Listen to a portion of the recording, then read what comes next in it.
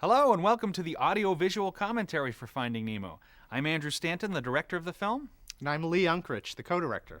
I'm Bob Peterson, the co-writer of Finding Nemo. You're about to watch the entire movie with a very unique commentary where Lee, Bob, and I will not only be talking about the film, but it'll also cut to video clips that show different aspects of how we made the movie. Your DVD player will automatically go to these video clips, play them, and then jump you right back to the audio commentary. If you ever want to skip over the video segment, just hit the next button on your remote. So now you can sit back, relax. Hey, whoa. I didn't get my close-up. You and Lee both got a close-up. I want a close-up. All right, fine, you can wrap it up. Thank you. So sit back, relax, and enjoy the audio-visual commentary presentation of Finding Nemo. What? The anemone tendrils you see in the test really just are Sully's hair. The hairs are fatter, they're a different color, they're tapered at the end, and they're being pulled up instead of pushed down by gravity, and they're waving around. Other than that, it's really just hair. The final anemone was much more complicated than that. Each tendril is really a cloth sac. There's a lot more control over how they move, and of course they look completely different. The tendrils getting out of the way of the little ball as it goes through is an automatic thing. Nobody had to animate that. The simulation just does that. Most of the time, once you get it set up, that works pretty well, but sometimes, well, I really don't want this tendril here, I have to get out of the way. There were definitely some situations where the tendrils around the characters didn't do the right thing just out of the simulation. So Cameron Miyazaki, one of our new guys, we gave him the challenge of animating the tendrils. He animated them and beautifully well, and that's what you see in the film today. It's 99% simulation and 1% animation. And look up at the moon, just like tonight. And we lived on a big house on the edge of the reef. No, it was small. But it was surrounded by billions of hungry sharks. No, just some seaweed and a clam. Aww. And we lived happily next to a roaring volcano. A volcano? Really? No, it was a regular house on a regular reef, and it was just perfect for us. What did I look like? Well, you were so little, I could hold you in my fin. I remember somebody looking at me. What did Mommy look like? She was very pretty. And then the ocean took Mommy away. That's right, it did.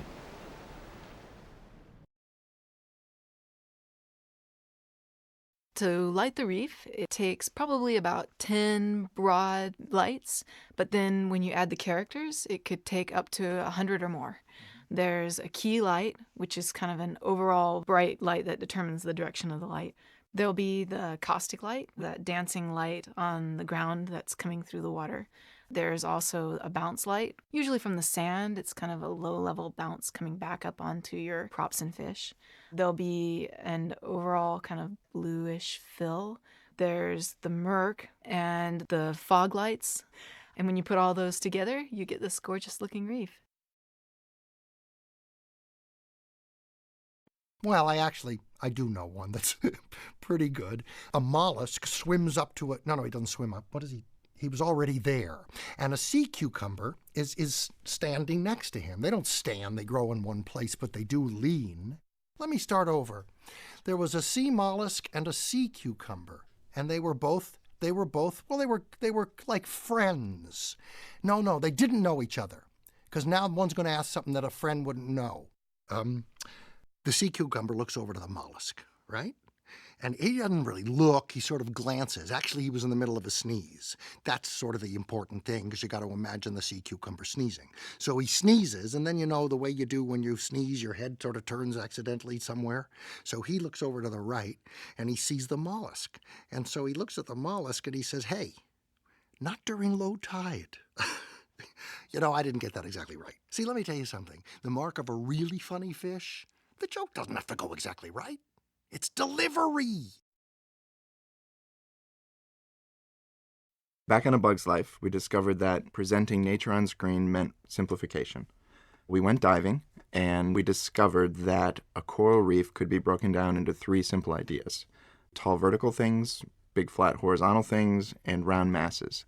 So if you ignore the ground plane and the ceiling that is the ocean surface, you could have a three-dimensional environment where you had those three ideas that you could present to an audience. That was our formula for constructing the coral reef. Nemo? Mr. Ray? Nemo! Mr. Ray!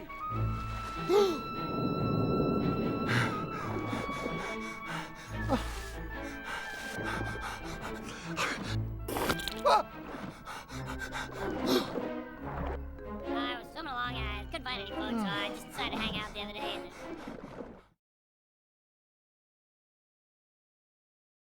My son was about 5, so this would have been about 98, I think. And I had not seen him a lot because of a lot of work on Bug's Life, and so I wanted to spend some time with him. I said, so let's go take a walk. And so my little 5-year-old and we went out, and we were just going to walk down about 2 blocks to the park. And I thought, oh, some father-son time. And I spent the whole walk just going, stay away from the curb. Don't touch that. You don't know where that's been. Oh, careful from that. Oh, there's a car. Oh, be careful of that branch. You know, and I just spent the whole time correcting him and overprotective and making sure he didn't get hurt. And I just remember this other part of myself, watching myself going, you are just losing every opportunity. You're just missing out right now on being present with your son. And that just, I couldn't stop thinking about that. And I thought, geez, you know, here I am just wanting so badly to be a good father, yet I'm not achieving that. And so I thought, what a ironic dilemma. I thought, you know, fear can deny a good father from being one.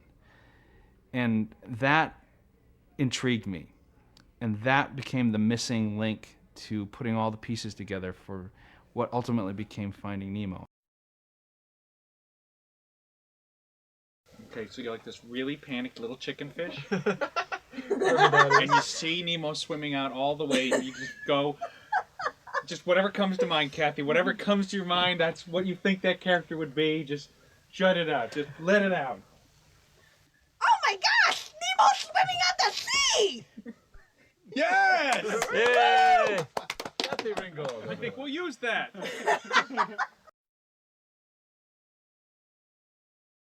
And so he's out there swimming, and it's getting later and later. He's been asking fish after every fish, excuse me, have you seen my dad? Have you seen him? Have you seen my son? I'm looking at my son. He's on this boat. But nobody will help him. Nobody at all. The rest of the gang are all behind Nemo. They're all going, Riley, we got to get you out. There's got to be a way to get you out. And they try to put their heads together. How do we get him out? How do we get you out? I heard of something once. This is risky. It may not work, but I heard of a fish from another fish that did this once. It's called flush, rush, and you're out. And Nemo goes, oh, it's okay, it's okay. I'm looking for somebody too. We can look together. Oh, thank you. You're so nice. Oh, I'm Dory. I'm Nemo. Nemo. That's a nice name. And Nemo, what? Guess what? Sea turtles. I met one. And they're 150 years old. Really? Yeah. Because Sandy Plankton said they're 350 years old.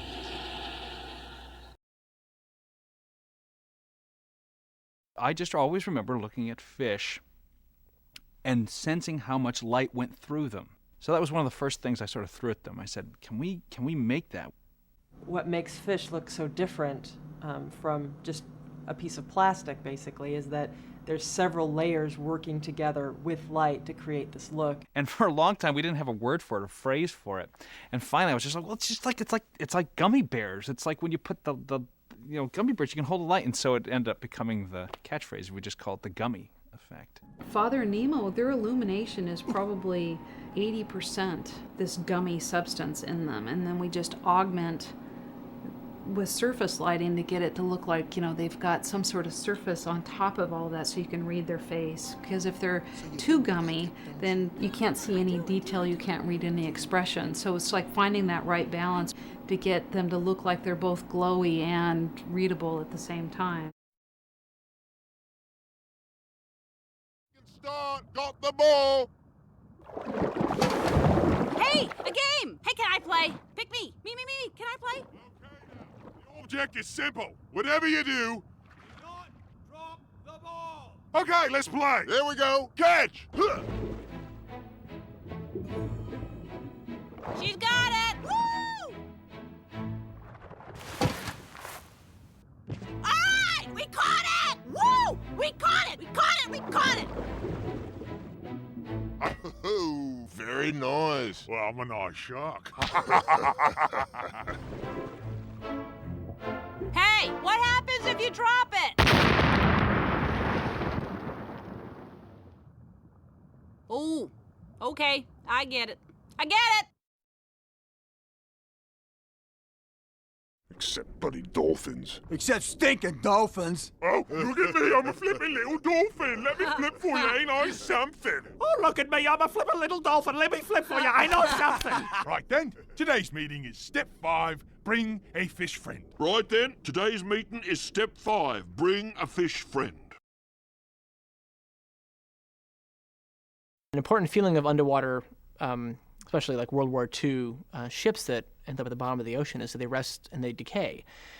Smacking in of a huge great white shark into a door would release a bunch of sort of rust particles, silt, which had settled onto that stuff would get knocked up, and the water would get a lot murkier locally in that area, and then you see the silt kind of puff up and then settle back out. The key thing about doing silt and making it believable really has to do not so much with how it gets kicked up. Dust also responds on top of your refrigerator. You smack the top of the fridge, your dust will kick up in the air. It has to do with how it settles out. And things slow down a lot faster in water. Water is way more viscous than air, as people know. And so when Bruce the shark knocks silt off a door or off the ground or something, as it is ejected into the water around him, it sort of flies in quickly, but then immediately slows down, is eased out by the water, and then gently settles out due to gravity.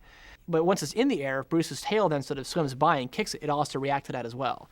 Keeping track of all those dynamic interactions underwater is quite difficult to do. We spent a lot of time and attention to make that look believable. And when it's done right in a shot, suddenly that adds a whole different additional level of believability to being underwater, which is a key story point in the film. An explosion underwater has some different sort of properties than ones in air do. You typically get this fireball that goes big, gets small again, and leaves behind it a mushroom cloud of smoke that rises up through the water.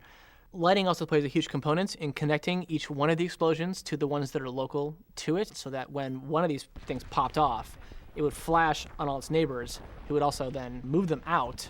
They'd pop off, they'd light the ones next to them and carry on and so forth, all the way through the entire set until the whole thing just went up one big popcorn explosion of red and orange and yellow and horribleness. What did you think when you found out that a character had been named after you? I think it's great. It's a little bit of a mixed bag because she's kind of is it the word villain? I have played a million practical jokes on Mr. Andrew Stanton, and I think it's just his way of getting me back. Klaus, the pinata's drooping.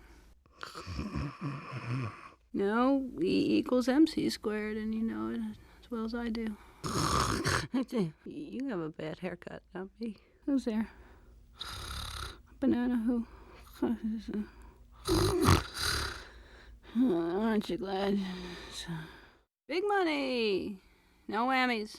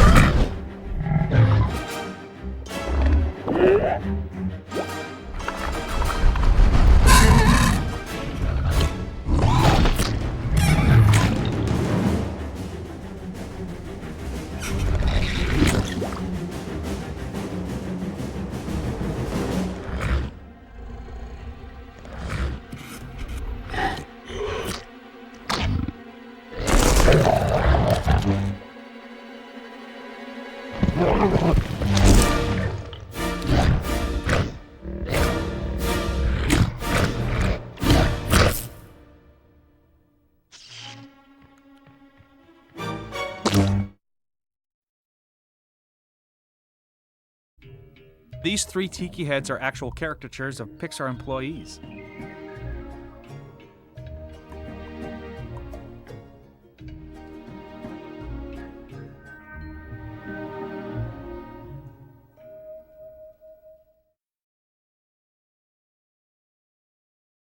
Andrew was very clear that he wanted this They shot like we've never done before at Pixar, and so we used an extremely wide lens, which allowed us to get the camera really close to everything in the tank. And we're moving incredibly fast through a very small space, hitting very specific visual marks to tie in with his story. From a lighting perspective, the shot also presents a difficult challenge insofar as there are setups for inside the tank clean, inside the tank with algae, outside the tank in the air, outside the tank in the baggie moving, indoors and outdoors in several sets.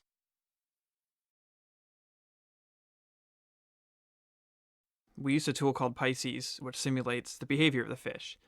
We would set up a bunch of basic parameters where the school would be, how fast they should swim, and then simulate and do iterations of that until we got something we liked. The number of fish that we would simulate would vary from 5 for a little small school in the reef to a couple thousand for some of the big hero schools and background schools.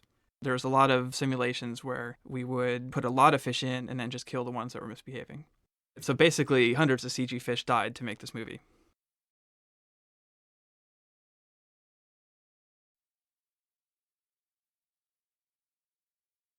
You wouldn't know how to get there, would you? What you want to do is follow the EAC. It's a East Australian current.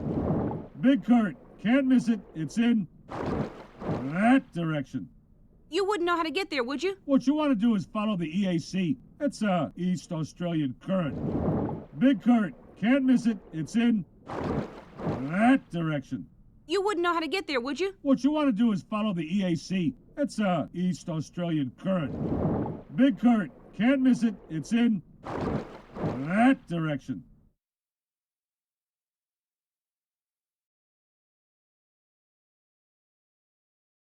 Well, we needed to figure out how jellyfish moved for one, and that was kind of what this was all about. And this was also to figure out give them something to figure out all of the dynamics down below with. We began by taking simple spheres as stand-ins for jellyfish and sprinkling them in the volume and pointing a camera that direction.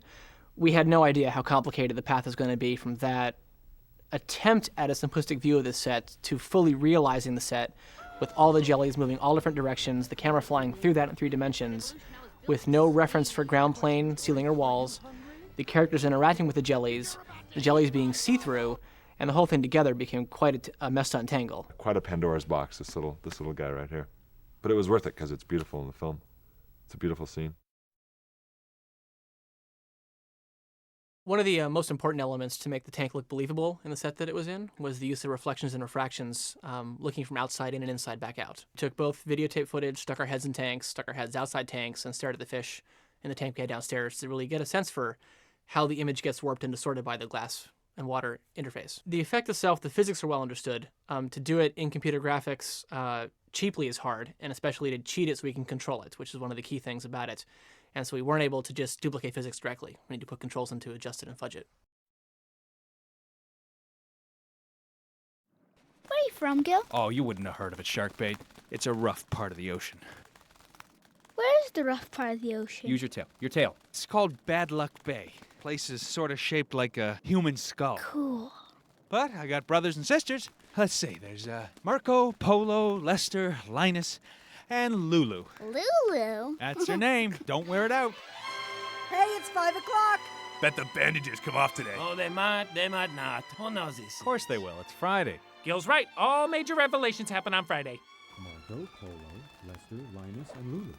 Well, hello there, said the captain. And who might you be? He asked. Marco, Polo, Lester, Linus, and Lulu. Lulu, he chuckled. That's my name, said Lulu. Don't wear it out. Brothers and sisters. Let's see, there's Marco, Polo, Lester, Linus, and Lulu. So Don't they wear it tugged, out. and when suddenly, whoosh, out came a giant It was a swordfish. swordfish, okay? The mean Look, kind. it Long has a blue blue stripe stripe. down its side, So one they more actually inch, and had good you luck wouldn't have heard of it, fishing. Sharkbait. It's Out of called Bad Luck Bay. Bad Luck Bay. It's a rough part of the ocean. It's sort of shaped like a human skull.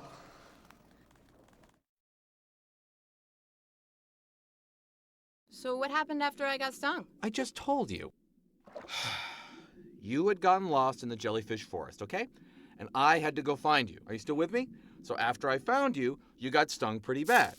Okay, quick recap. You get lost, then found, then stung, ouch, ouch. Now did you get all that? You still don't look like you were listening. Because you know when your eyes go past me like that, I have a hard time believing you're listening. Oh. Dude. Jellyfish. Intense, man. Dory, this is Crush. Crush here actually knows a whale. Yeah, we all know the whale, man. He is to be known, for the whale is a very wise dude, man. Right now, the whale's like out there, man. Feeding, you know? Food for the mind and the soul. Whoa. Did you see that?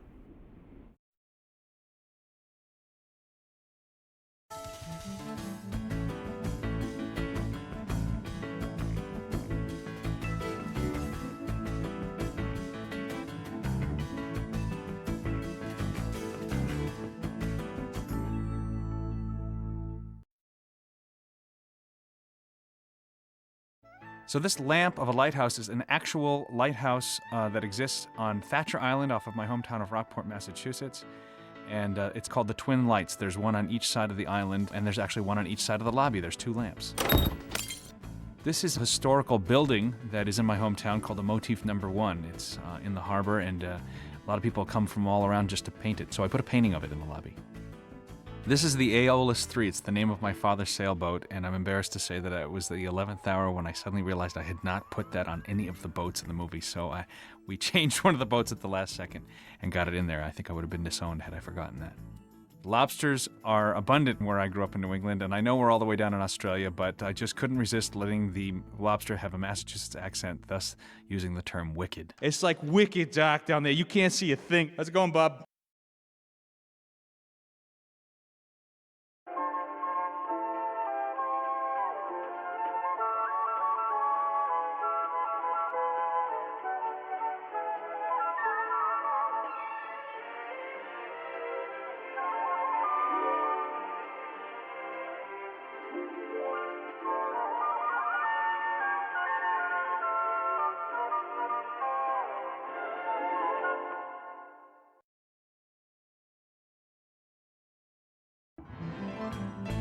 Joseph Eckers is one of our story guys, and he did research on this part of the world.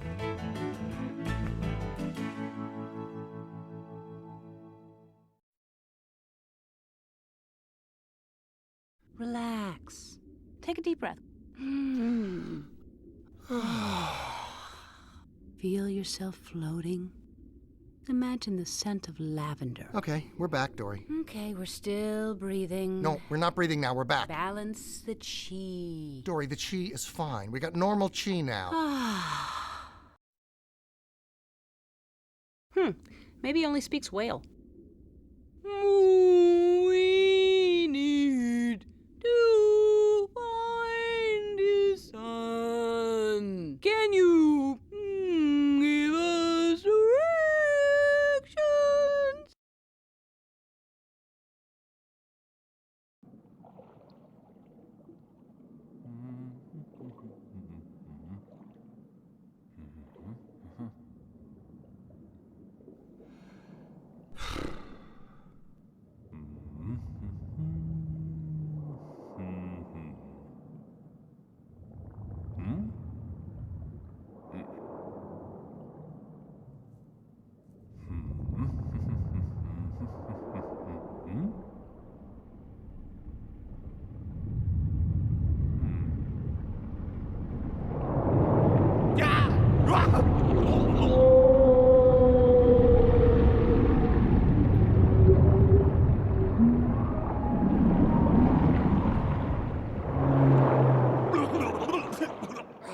Hey! Don't worry, whales don't eat clownfish, they eat krill. Run away! Oh, look, krill! Walt Disney Pictures presents a Pixar Animation Studios film, Finding Nemo.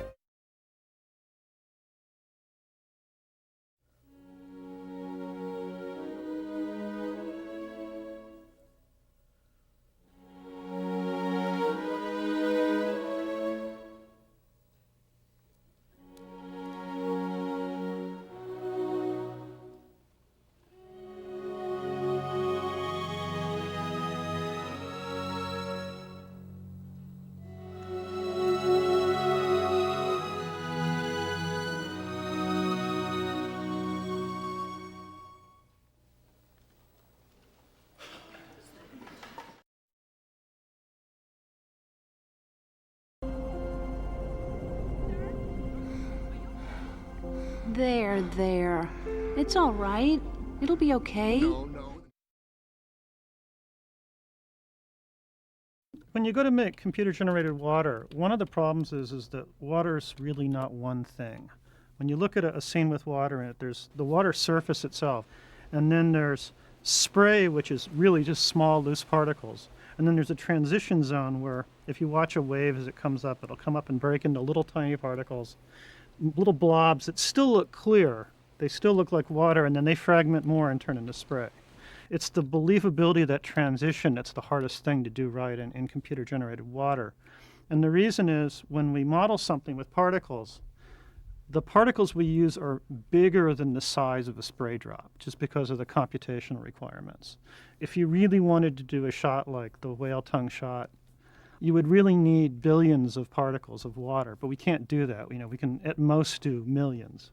And so we have a lot of tricks that go into taking this fairly coarse-grained description of the dynamics, turning it into a surface as the surface moves around, and then cheating the transition in various ways of the surface from a solid surface of water breaking down into spray and then splashing off. We'll get a shot like this out of animation, right, that has no water, just the characters sort of holding on, and the director will tell us, oh, I want like a whole ton of water at the beginning, and it'll sort of ramp down over the progression of the shot. And so the first thing we do is we start out with these things that got dubbed ball pit renders because it looks like, a big Chuck E. Cheese ball pit. Problem is, sometimes water doesn't do what you want, right? And so we showed this to the director, and he's like, well, I don't think he could talk, if he was under that much water. And then once we get something that we're happy with at this ball pit level, then we'll go and we'll actually try to form a mesh out of it. This sort of takes all the particles, and then where there's a lot of particles, or where it really should be a solid mass of water, it gives us the solid surface that we can use. And then everywhere else, you get these particles. And we're pretty happy with how this looks. It's out of his face now, so you can actually read his facial expressions. And then it'll go to shading and lighting. They'll do this like fancy sort of transparency, and they'll actually make it look like water. And then that's sort of what you end up seeing.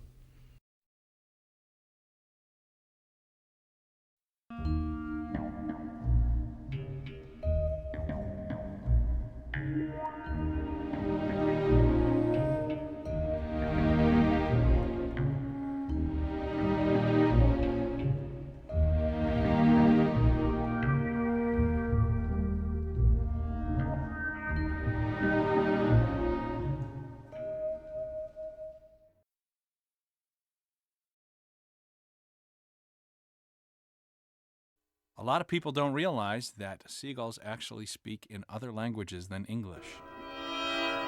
Mine. Mio. Mien. Mine. Meo. Bogano. Main. Moi. Shelly. Moya. Haken. Thigamu. Miro. Moi. Monument. Lomsa.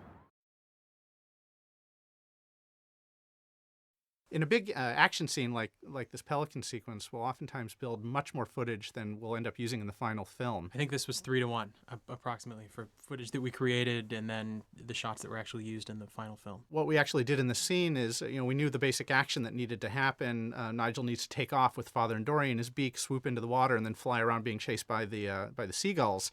And what we did was we basically blocked out that entire action flying around the harbor and then filmed it lots of different ways. Big wide shots, tracking shots, shots moving through the air, shots locked on the ground, panning, seeing them go by. And we just really went to town building a huge amount of footage. And then we found the final scene in the editing room.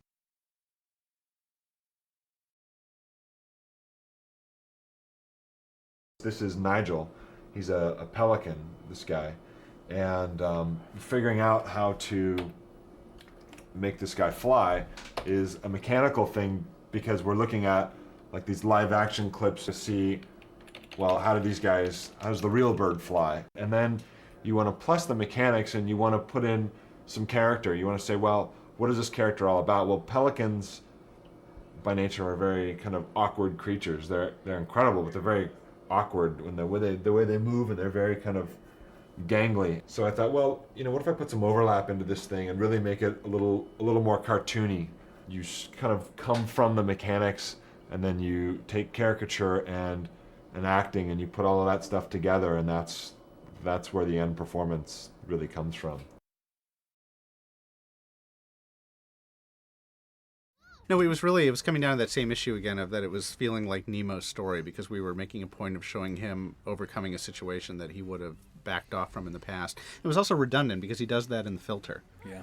And it just, the scene wasn't really doing anything other than being a bunch of eye candy and an exciting little sequence, but it was really just kind of taking away from the forward momentum. You really wanted to get back to Father and see how he was dealing with realizing that he was too late and that he thinks Nemo has died.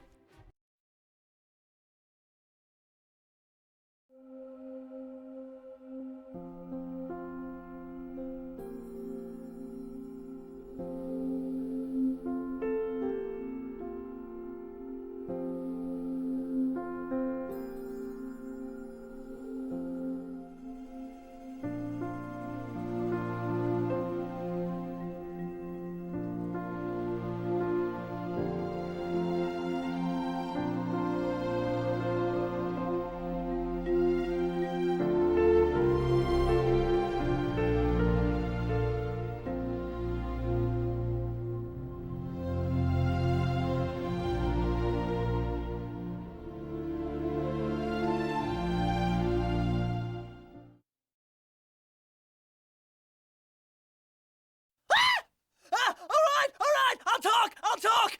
He went to the fishing grounds! He went to the fishing grounds! Yee!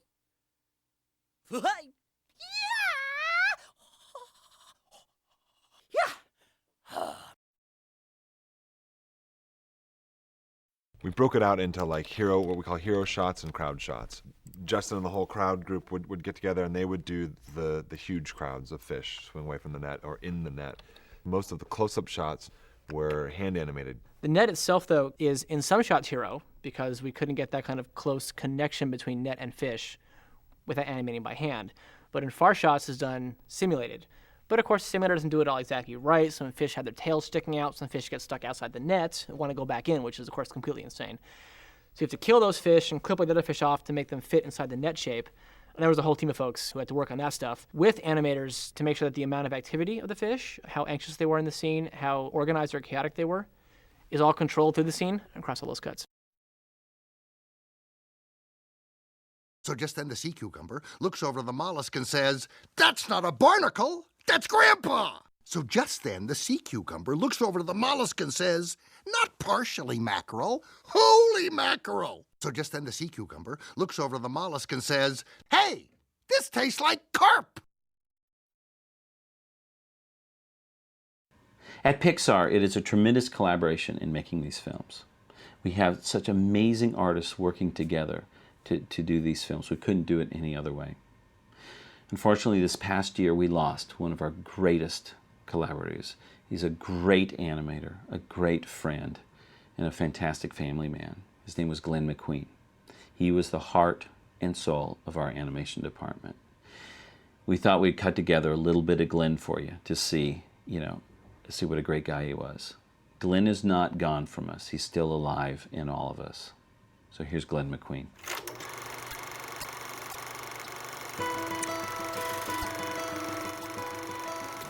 Every film that gets released, I think of it as it's like you're planning a surprise party for the world, Because no one else knows what you got here, but you can you're gonna I can't tell you, I can't tell you, wait till you see, I can't tell you about that either. And then, whatever, November 12th comes along or 17th, there you go, bye.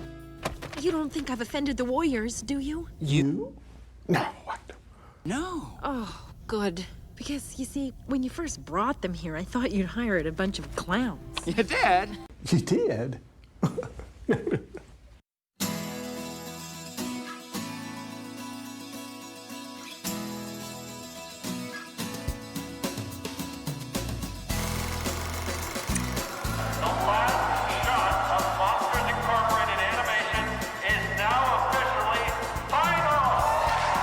had like lightning in a bottle.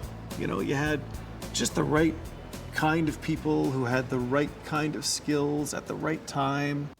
Oh, it was surreal. It was like being in this awesome Hollywood dream. That's probably the most valuable thing that I've gotten from working at Pixar, forgetting about, you know, professional, being able to work on great films and whatnot, is making all kinds of friends.